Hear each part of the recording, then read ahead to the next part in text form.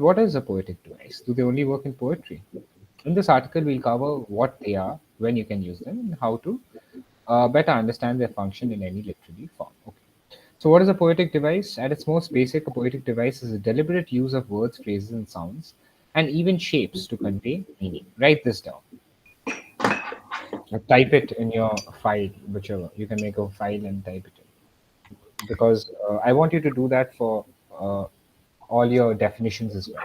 When you're going through your word bank this week, when you're studying, write it down once, memorize it, and then write down the actual definition. The first time you write shouldn't be when you're writing with me. It should be the second time. The sound so broad that it could basically encompass any form of written expression. But poetic devices are generally used to heighten the literal meaning of words by considering sound, form, and function. So there are a lot of poetic devices, just as there are a lot of literary and rhetorical devices. Anything that impacts the way a poem or other written book looks or sounds is a type of poetic device, including devices that are classified as literary or rhetorical devices. Consider your writing, whether it's an essay, poem, or non-fiction article, as a meal you're cooking. You use good ingredients and put a lot of care into the dish, so you know it's going to taste good. But there are ways to make it taste even better. Little additions that can bring out the taste of each ingredient to make it even tastier. A pinch of salt, a touch of cumin. That's what poetic devices are.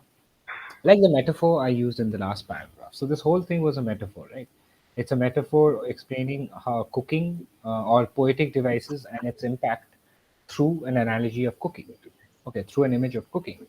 So, like the metaphor I used in the last paragraph, poetic devices infuse literal meanings, what words actually say, with figurative meanings.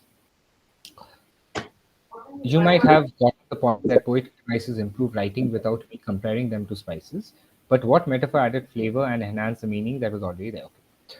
Metaphors are only one method of enhancing your writing. A poem about a horse may use a hoofbeat rhythm, otherwise known as an anapest or dactyl, depending on syllable is stressed. Da da da for the former and da da da for the latter. Okay. To really draw the reader in. The reader doesn't have to notice the hoofbeat rhythm for it to be effective either. Often a rhythm helps readers remember what they've read without them necessarily realizing it. Alright.